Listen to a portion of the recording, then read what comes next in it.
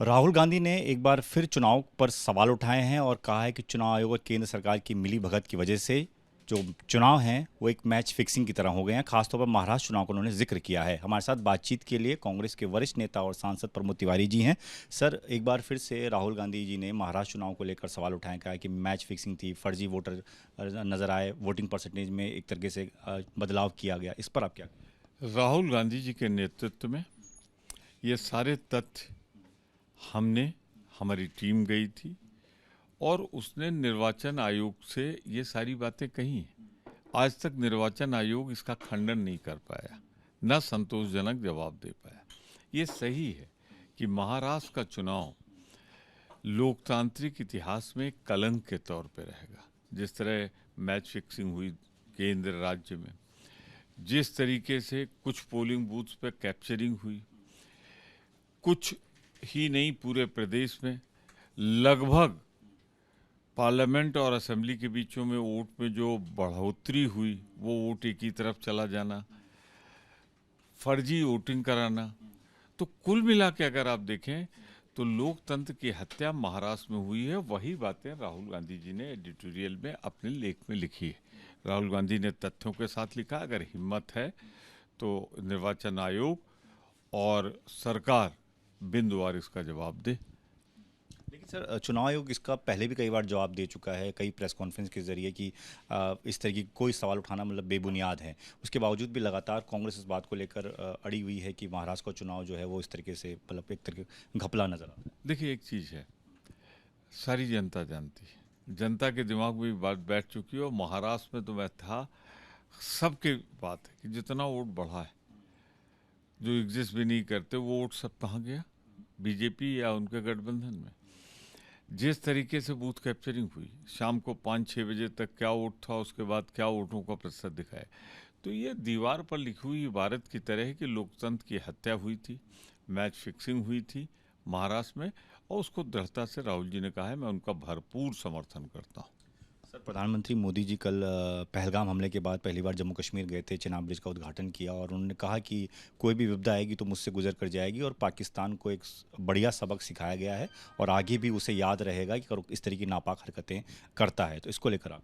देखिए, यही प्रधानमंत्री जी हैं।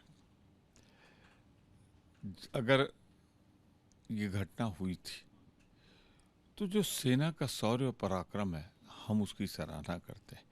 लेकिन हर बीच चीज हम हम हम ये ठीक नहीं है। ये सेना का पराक्रम और शौर्य है, उसे मोदी जी अपने खाते में न डालें। अगर अपने खाते में डालें तो पहले ये बता दें कि क्या ट्रंप ने जो 11 बार कहा है कि उसने ही सीज फायर कराया है और बिजनेस के लिए, ट्रेड के लिए कराया है, तो पहले उसका तो जवाब दे। और हर जगह राजनीतिक ईमानदारी रखनी चाहिए इनको। नरसिंह राव जी ने इसकी स्थापना की, मनमोहन सिंह जी ने इसके आधे से ज़्यादा का उद्घाटन करके देश को सौंपा, अटल बिहारी वाजपेयी ने इसको आगे बढ़ाया। किसी का नाम नहीं, हम हम हम। मोदी जी, हम से ज़्यादा बड़ा देश है, देश का स्वाभिमान बड़ा है, देश के सैनिक बड़े हैं। सैनिकों का अपमान मत करिए, भारत की सेना का अपमान मत करिए। एक आखिरी सवाल सर, G7 से न्योता आया है, प्रधानमंत्री जाएंगे भी। इसको लेकर पहले कांग्रेस सवाल उठाती रही कि क्यों भारत को अलग किया जा रहा है, लेकिन अब जब न्योता आया तो इस पर कांग्रेस क्या कहे? भारत महान देश है, इसकी 75 साल की परंपरा नेहरू, इंदिरा, राजीव, नरसिंह राव, मनमोहन सिंह और आदरणीय अटल बिहारी वाजपेयी ने बनाई है हमारी। ये ज़रूर है कि मोदी जी की सरकार में विदेश नीति चौपट हुई और जो इतने दिन नहीं मिला निमंत्रण, वो एक अपमान की तरह था। लेकिन भारत की विशालता को देखते हुए ये निमंत्रण आया है। पर मोदी जी, मैं आपसे कह रहा हूँ, मेरा संदेश सुन लीजिए। वहाँ मिलेंगे आपके दोस्त जिनके लिए आपने अहमदाबाद में मीटिंग बुलाई थी, याद है ना, कोरोना के समय, जिनके लिए आप नारे लगा के आए थे, एक साधारण कार्यकर्ता, अगली सरकार ट्रंप सरकार। उन्होंने कहा है कि एक बार नहीं, 11 बार कहा है, कई देशों में कहा है, कई प्लेटफॉर्म पे कहा है कि सीज फायर उन्होंने ट्रेड की लालच में, व्यापार की लालच में कराया है। तो पूछिएगा ज़रूर, अगर आप सच हैं, सच्चाई, अगर सच्चाई ये है कि उसने कराया है, तो चुप रहिएगा, मुझे प्रतीक्षा रहेगी। जब देश आप लौट के आएंगे, अगर आपने वहाँ पे ट्रम्प साहब से ये कहा कि आप गलत कह रहे हैं, तब तो आपको सही माना जाएगा, वरना मोहर लग जाएगी जो ट्रम्प कह रहा है। हिम्मत है, साहस दिखाइए और पूछिए उनसे और उनसे मना कराइए।